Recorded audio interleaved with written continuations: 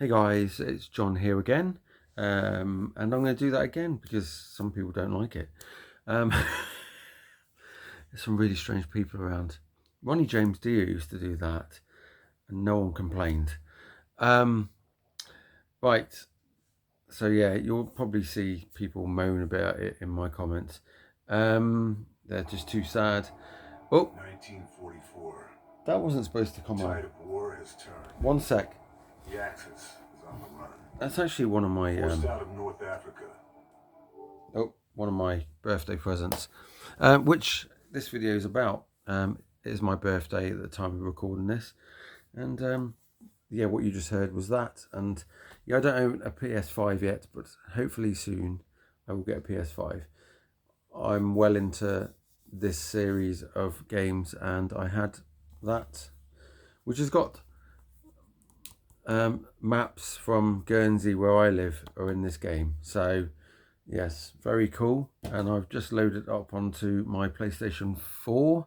And but while it's loading up, I wanted to show you other things that I got. And I've got some books and some CDs. And that's not just the only thing I had. I had Karen's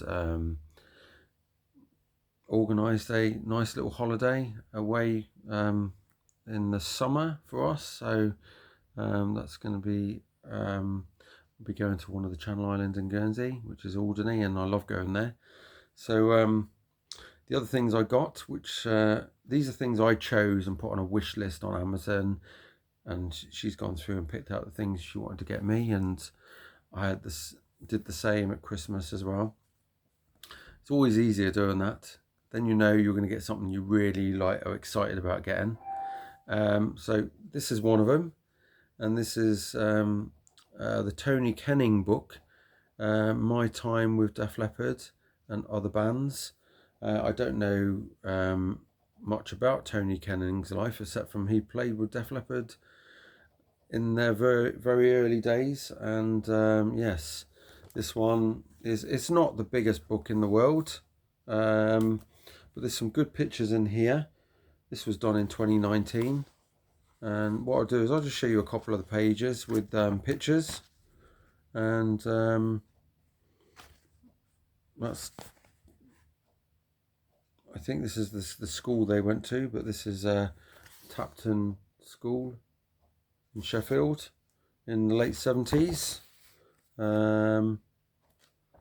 So originally they were called Atomic Mass, and there's a bit there about that. And what else is in here? This is 1977 time.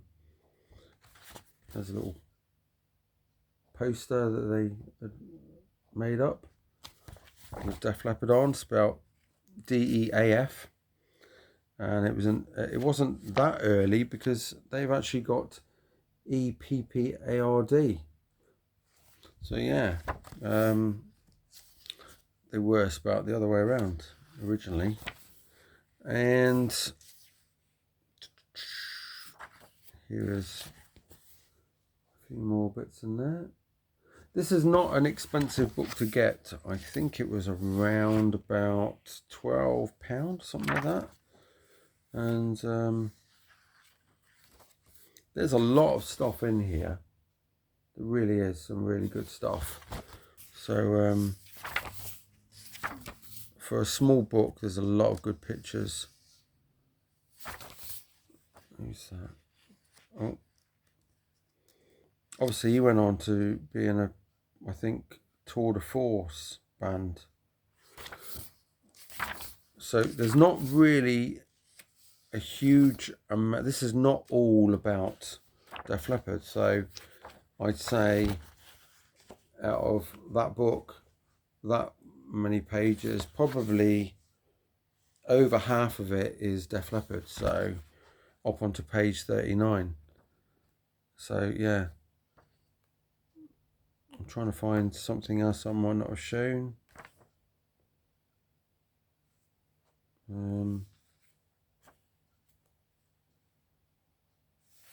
Def Leppard's old rehearsal home there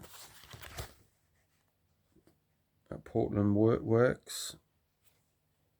But yeah, there's I'm trying to see. There's a Roots 1975 Roots thing. They must have put here. Yes. So this has actually got Rick Savage on, and this is Atomic Mass 1. And if you read there, you might be able to see that at the top. Rick Allen's there with Tony Canning and A. Nicholas on bass. So Rick Savage was on rhythm guitar then. Somebody, Mackley on vocals. I haven't looked who it was. Oh, Nick. No. It probably says who it was at the start. Nick Mackley was vocals. Pete Doubleday on guitar. I think that's right. Yeah. So Neil Mackley, yeah. But yeah, that's like a little family tree of the band before it became, well before it became Def Leppard. So, but yeah, what a cool book. It's on Amazon, so go and check it out. Next thing I got is Ronnie James Dio, Rainbow in the Dark biography. This is with Mick Wall and Wendy Dio. If you've got this book, let me know what you think of it. I got it because it's not an old one. It's I think it was done in the last few years, and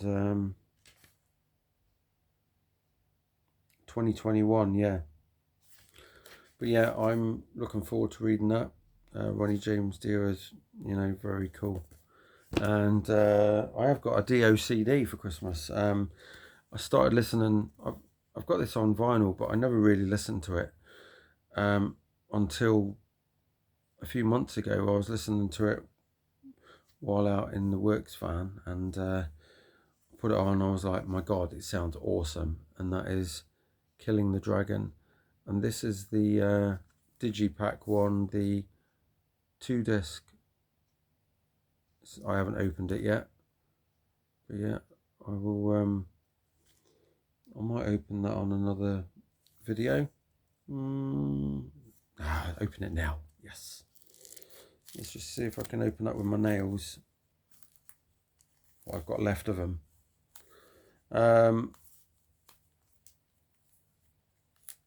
It's opening quite well. So yeah. That's in the first page. So you've got a disc in there.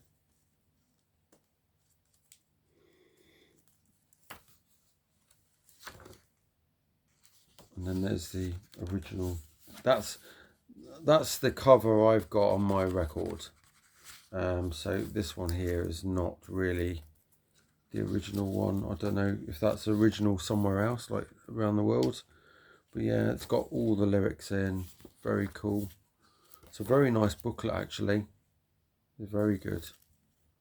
And lyrics all the way through here. Who played on here? Doug Aldrich, should I say?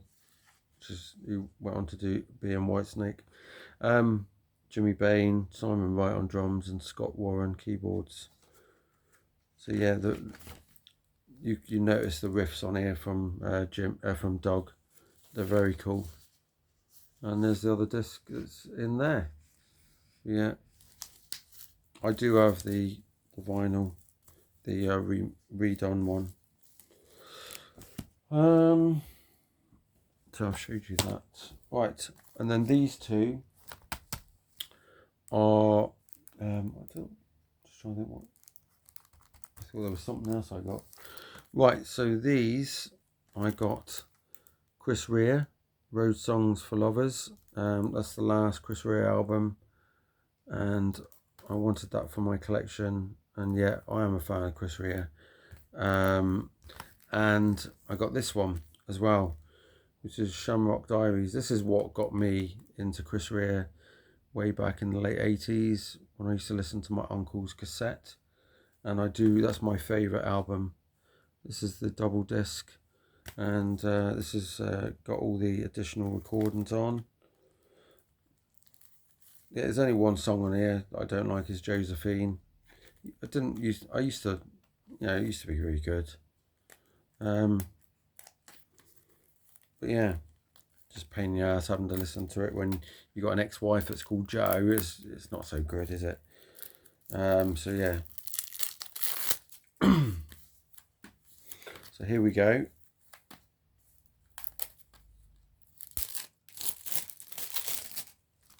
So that's Shamrock Diaries. I don't know if you can see the back of that. Sorry for the reflection.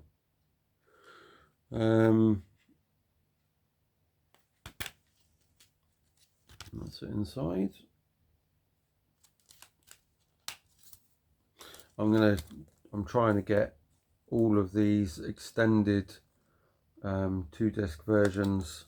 This is my first one. I've got all the albums already, but I just wanted the extended stuff. And there's the booklet.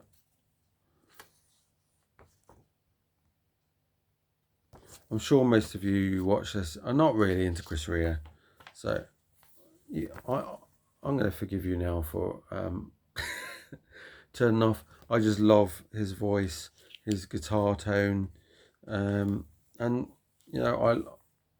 it brings back lots of memories of me and my grandfather.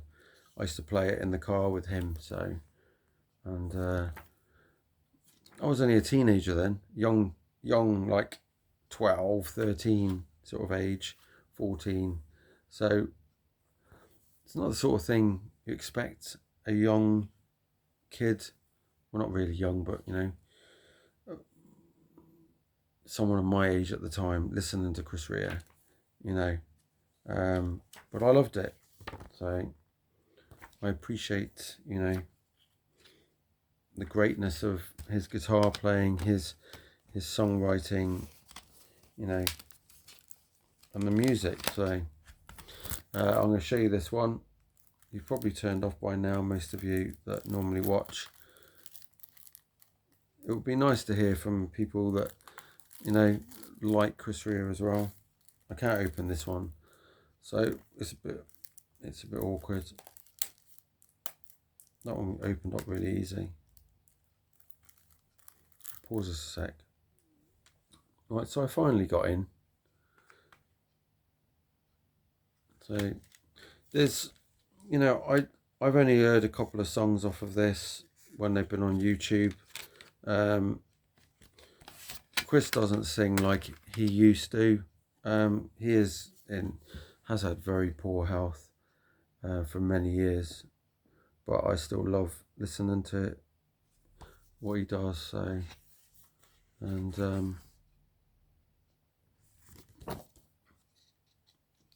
Happy on the Road. But yeah, it's got all the lyrics in, and that last train, I think, is the one that stands out to me. Just there. But if you appreciate good music, I'm sure, and he does a lot of slide guitar as well on a lot of his albums.